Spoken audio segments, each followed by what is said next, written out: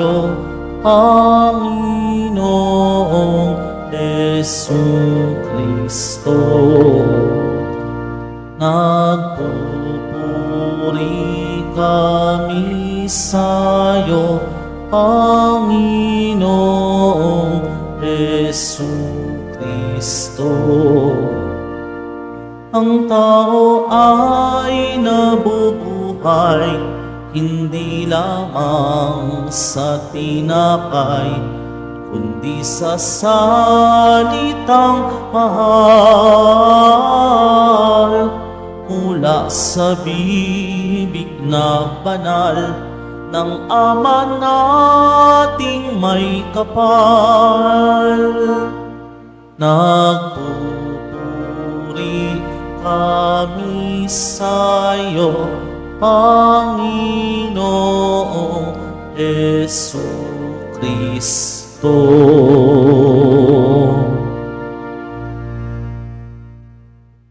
Sumainyo ang Panginoon. At sumaiyo rin. Ang mabuting balita ng Panginoon ayon kay San Mateo. Papuri sa iyo, Panginoon. Noong panahong iyon, sinabi ni Jesus sa kanyang mga alagad, sa pananalangin ninyo, huwag kayong gagamit ng napakaraming salita gaya ng ginagawa ng mga hentil. Ang akala nila ay pakikinggan sila ng Diyos dahil sa dami ng kanilang salita. Huwag ninyo silang tutularan, sapagkat alam na ng inyong Ama ang inyong kinakailangan bago pa ninyo hingin sa Kanya. Ganito kayo mananalangin. Ama naming nasa langit, sambahin nawa ang pangalan mo. Ikaw nawa ang maghari sa amin.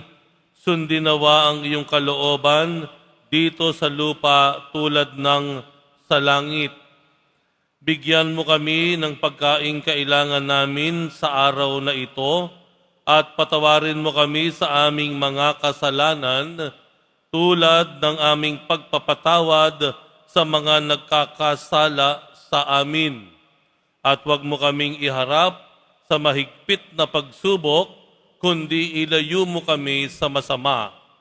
Sapagkat iyo ang kaharian at ang kapangyarihan at ang kapurihan magpakailanman. Amen.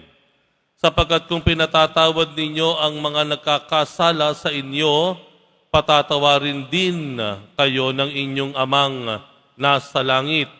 Ngunit kung hindi ninyo pinatatawad ang mga nagkakasala sa inyo, hindi rin kayo patatawarin ng inyong Ama.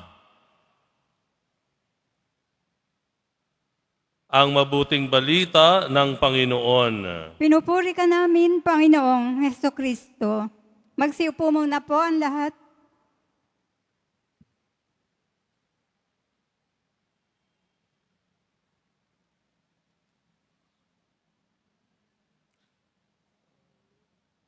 Bakit nga po ba natin dinadasal yung tinatawag nating Ama namin?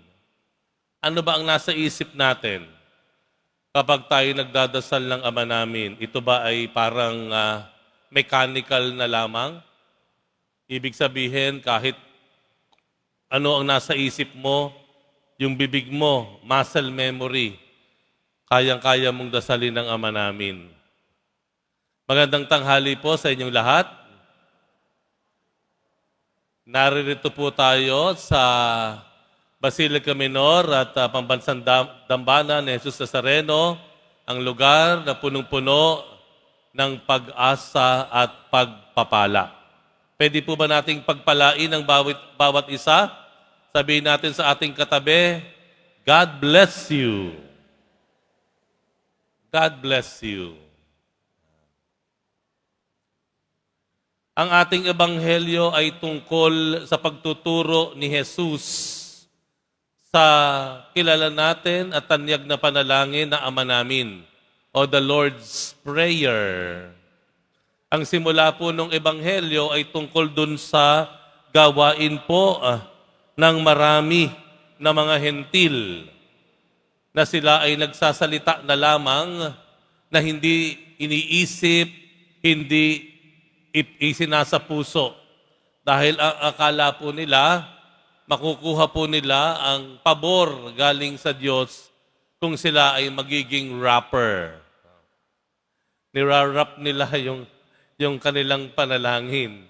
Kaya kailangang ituwid ng Panginoong Jesus ang uri o pamamaraan ng kanilang panalangin. Kaya nga po yung sumunod, napakagandang pong dasal. The Lord's Prayer at Ama namin. At ito'y napakayaman. Wala naman tayong intensyon na siyasatin, palalimin ang bawat linya ng Ama namin. Ngunit meron tayong gustong bigyan ng pansin o atensyon. Ang panalangin pong ito ay nagpapaalala sa atin, una sa lahat, ng ating pagkilala sa ating sarili. Pagkilala sa ating sarili. Mahalaga po ito. Pagkilala sa ating sarili. Ano nga ba ang pagkakakilala natin sa buhay natin? O ano nga ba ang pagkakahulugan natin sa pag-iral natin? Araw-araw na dumarating sa ating buhay, tayo ba'y parang mga robot na lamang? Gising sa umaga, handa, pasok sa trabaho, pagkatapos uwi ng bahay, trabaho uli, tulog, kinabukasan, gising. Ano nga ba talaga ang kahulugan ng lahat ng ito? Paulit-ulit nating ginagawa iyan. Ito po, ang panalangin po na itinuro ng Panginoon sa atin ay nagsasabi sa atin na tayo ay higit sa mga robot. We are more than the things that we do routinarily. Yung bang paulit-ulit, there's more than what we do every day. Merong mas malalim na kahulugan kung bakit tayo gumigising ng umaga, kung bakit tayo pumapasok sa trabaho o pag-aaral, kung bakit tayo umuuwi sa gabi, kung bakit ating naalagaan at tinataguyod ang ating mga pamilya. Mayroon itong mas malalim na kahulugan. At anong kahulugan? Tingnan niyo sa unang-unang linya nung tinuro na panalangin ng Panginoon. Ano yung unang-unang linya? Ang sabi dito, Ama namin. Ama namin. Ibig sabihin, kung tumatawag ka sa Diyos bilang Ama, ano ang turing mo sa sarili mo? Ikaw ay anak. Ikaw ay anak. Hindi ka lamang tao na nilalang ng Diyos. Ikaw ay anak ng Diyos. Ikaw ay mayroong tinanggap na dangal sa Diyos. Ikaw ay may halaga. You are worth more than your work. You are worth more than your salary. You are worth more than your position in your job. Higit ka sa titulong ikinabit sa iyong pangalan. Higit ka doon sa pwesto na mayroon ka, mababa man o mataas. You are worth more than all these things. Dahil sa bandang huli po, ang pinakamataas, ang pinakamalalim na pagkakakilanlan natin sa ating sarili, tayo ay minamahal na anak ng Diyos. Kaya kahit ano mangyari sa trabaho mo, hindi mawawala ang pagiging anak mo ng Diyos. Kahit ano turing sa'yo, kahit ano pang sigaw, kahit ano pang pagpangahamak, kahit ano pa bang tukso o pagtulig sa iyo, kahit gaano kababa ang tingin ng iba sa iyo, hindi mawawala ang pinakamalalim at pinakamataas na pagkakakinlanlan natin. Ito ay tayo ay minamahal na anak ng Diyos. Gaano nga ba talaga ka-importante sa atin yon? Sa totoo lang. Gaano ba talaga kahalaga ito sa atin? Minsan, apektado tayo.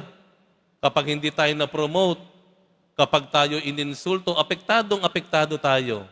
maghihiganti ka, sasama loob mo, hindi mo napapansinin ng pagkatagal-tagal. Bakit? Ininsulto ka eh. Ganun na lamang tayo maapektado. Pero, kapag nalilimutan natin na tayo anak ng Diyos, okay lang. Kapag hindi tayo nagdarasal dahil tayo anak ng Ama, okay lang. Bakit ganon? Pinakamahalaga na dapat nating bigyan ng pansin ay yung tayo ay anak ng Diyos. Alam po ninyo, kung magiging tama at sapat ang ating pagkakakilala at pagpapahalaga natin bilang mga minamahal na anak ng Diyos, ano ang susunod? Kung maganda ang tingin mo sa sarili mo, kung maganda ang trato mo sa sarili mo, ano ang susunod? Magiging maganda rin ang trato mo sa iba. Magiging maganda rin ang trato mo sa iba.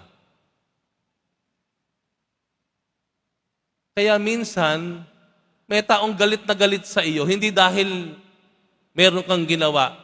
Tanong mo, bakit galit sa akin yon? Bakit lagi ang sungit-sungit sa akin? Wala naman akong ginagawa. Ang aga-aga. Alam niyo kung bakit? Dahil marahil yung taong iyon galit sa kanyang sarili.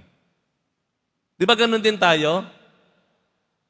Kapag tayo inis sa sarili natin, nakikita yan sa pakikitungo mo sa iyong kapwa.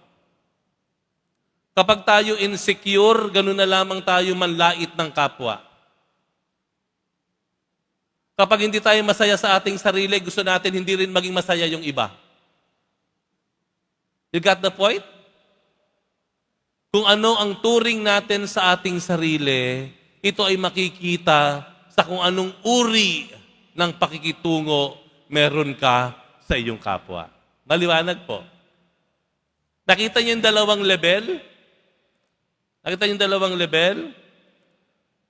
Kung alam po natin kung sino tayo sa mata ng Diyos, magiging masaya ka, magiging mapagpasalamat ka, dahil ikaw, alam mo, minamahal ng anak ng Diyos. At pangalawang level, kapag maganda naman ang pakikitungo mo, ang pagtrato mo, ang pagtingin mo at pagtanggap mo sa sarili mo, yan naman ang magiging susi para sa isang maganda, maayos na pakikitungo mo sa iyong kapwa.